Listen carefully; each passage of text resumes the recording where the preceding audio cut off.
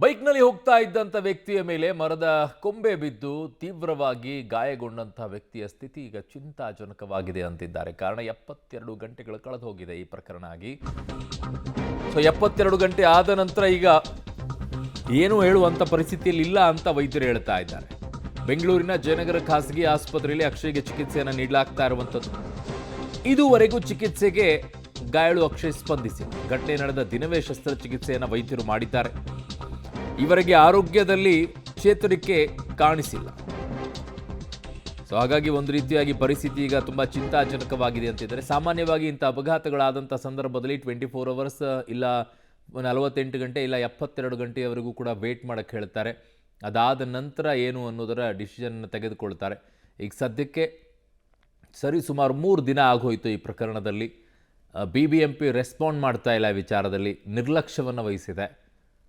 ಇನ್ನೊಂದು ಕಡೆಗೆ ಪಾಪ ಅವರು ಯಾವುದೇ ರೀತಿಯಾಗಿ ಸ್ಪಂದಿಸ್ತಾ ಇಲ್ಲ ಅಂತಿದ್ದಾರೆ. ಮಾತನಾಡೋಕ್ಕೆ ಪ್ರಯತ್ನವನ್ನು ಪಡ್ತಾ ಇದ್ದಾರೆ, ಬಟ್ ಯಾವುದೇ ರೆಸ್ಪಾಂಡ್ ಇಲ್ಲ. ಕಾರಣ ಮೆದುಳು ಮೇಲ್ಗಡೆಗೆ ಏನು ಚಿಪ್ಪಿದೆ ನಿಮಗೆ, ಆ ಚಿಪ್ಪು 12 ಪೀಸ್ಗಳಾಗಿದೆ ಅಂತೆ. ಹೆಲ್ಮೆಟ್ ಹಾಕಿದರೆ ಆ ರೀತಿಯಾಗಿ ಆಗ್ತಾ ಇತ್ತೋ ಗೊತ್ತಿಲ್ಲ. ಅದು ನೆಕ್ಕಿಗೆ ದೊಡ್ಡ ಮಟ್ಟದಲ್ಲಿ ಪೆಟ್ಟಂತೂ ಬೀಳ್ತಾ ಇತ್ತು. ಕಾರಣದ ಮೊರದ ಕೊಂಬೆ ಚಿಕ್ಕದೇನಿರಲಿಲ್ಲ, ದೊಡ್ಡದೇ ಇತ್ತು.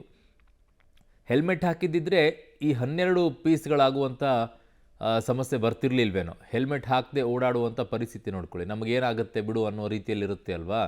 ಅದರ ಪರಿಣಾಮಗಳಿವು. ಎಂತೆಂಥ ಮರಗಳ ಕೊಂಬೆಗಳು ಬೀಳುತ್ತವೆ ಅಂತೇಳಿ, ಒಣಗಿದ್ದಾವೆ, ಹಸಿವಿದ್ದಾವೆ. ಒಂಥರ ಬೇಸರ ಆಗತ್ತೆ ರೀ ಜೀವಗಳು. ಬಟ್ ನಿಮ್ಮ ರಕ್ಷಣೆಯಲ್ಲಿ ನೀವು ಇರಬೇಕು ಹೆಲ್ಮೆಟ್ ಹಾಕ್ಕೊಂಡು. ನನ್ನ ಸಹೋದ್ಯೋಗಿ ಈಗ ಮಾರುತಿ ನನ್ನ ಸಂಪರ್ಕಕ್ಕೆ ಸಿಗ್ತಾ ಇದ್ದಾರೆ. ಮಾರುತಿ, ಈಗ ಅಕ್ಷಯ್ ಪರಿಸ್ಥಿತಿ ಹೇಗಿದೆ ಮತ್ತು ವೈದ್ಯರು ಏನು ಹೇಳ್ತಾ ಇದ್ದಾರೆ ಈಗ? ಖಂಡಿತ ಅರುಣ್, ಆಸ್ಪತ್ರೆ ಮುಂಭಾಗದಲ್ಲೇ ಇದ್ದೀವಿ. ದೃಶ್ಯಗಳ ಆಸ್ಪತ್ರೆ ನೋಡ್ಬೋದು.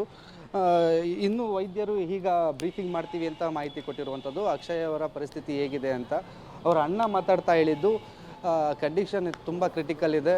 ವೈದ್ಯರು ಎಲ್ಲರಿಗೂ ಮಾಹಿತಿ ಕೊಡೋಂಗಿದ್ರೆ ಕೊಟ್ಬಿಡಿ ಅಂತಹ ಒಂದು ಮಾತನ್ನು ಹೇಳಿದಾರಂತೆ.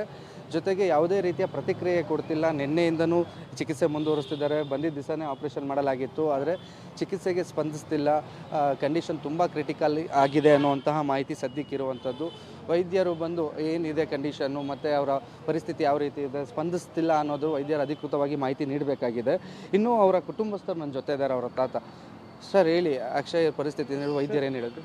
ತುಂಬ ಕ್ರಿಟಿಕಲ್ ಆಗಿದೆ ಸರ್. ವೈದ್ಯರು ಅವ್ರು ಏನು ಇದು ಮಾಡ್ತಾರೆ ಅಂದರೆ, ಸುಮ್ಮನೆ ಇವಾಗ ನೋಡ್ತೀವಿ ನಾಳೆ ನೋಡ್ತೀವಿ ಅಂತ ಹೇಳ್ತಾರೆ.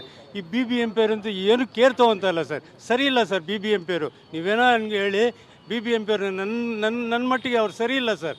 ಇವಾಗ ಬರ್ತೀನಿ ಅವಾಗ ಬರ್ತೀನಿ ಅಂದರೆ ರಾತ್ರಿ 10 ಗಂಟೆಗೆ ಬಂದಿದ್ದಾರೆ ಸರ್. 10 ಗಂಟೆಗೆ ಬಂದುಬಿಟ್ಟಿದ್ದೇನೆ, ನಾವು ನಾಳೆ ಬೆಳಿಗ್ಗೆ ಚೆಕ್ ಕೊಡ್ತೀವಿ, ಅದು ಕೊಡ್ತೀವಿ ಅಷ್ಟೇ. ಅದು ಬಿಟ್ಟರೆ ಇನ್ನೇನಿಲ್ಲ.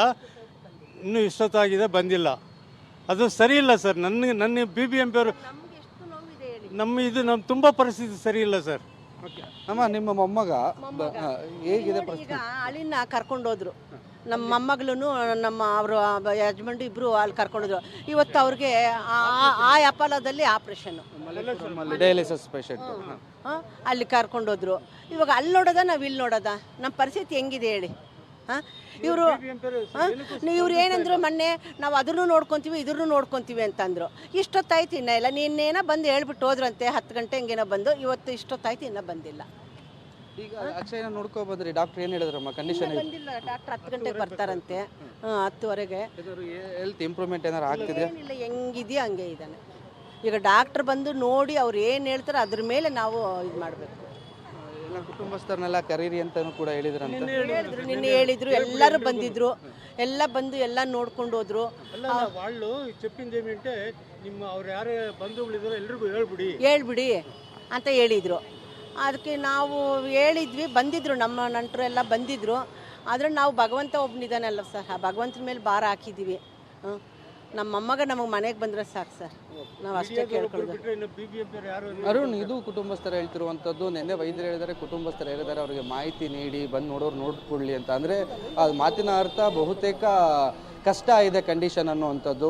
ಮತ್ತು BBMP ಅಧಿಕಾರಿಗಳು ನಿನ್ನೆ ಸಂಜೆ ರಾತ್ರಿ ಬಂದು ನಾವೆಲ್ಲ ನೋಡ್ಕೋತೀವಿ ಅಂತ ಹೇಳಿದ್ದೀವಿ ಹೊರತು ಯಾವುದೇ ರೀತಿಯ ವ್ಯವಸ್ಥೆ ಮಾಡ್ತಿಲ್ಲ. ತುಂಬ ಕಷ್ಟ ಆಗ್ತಿದೆ ನಮಗೆ. ಒಂದೊಂದು ಕಡೆ ಅಕ್ಷಯ್ ಅವ್ರ ತಂದೆ ಏನಿದ್ದಾರೆ ಡಯಾಲಿಸಿಸ್ ಪೇಷಂಟು, ಅವ್ರಿಗೆ ಇವತ್ತು ಆಪ್ರೇಷನ್ ಇದೆ, ಬೇರೆ ಒಂದು ಆಸ್ಪತ್ರೆಯಲ್ಲಿ ಆಪ್ರೇಷನ್ ಮಾಡಿಸ್ಬೇಕು. ಮೊಮ್ಮಗನ ಪರಿಸ್ಥಿತಿ ಈ ರೀತಿ ಇದೆ ಅಂತ ಕುಟುಂಬಸ್ಥರು ಅಳನ್ನು ತೋಡ್ತಿರುವಂಥದ್ದು. ಅರುಣ್.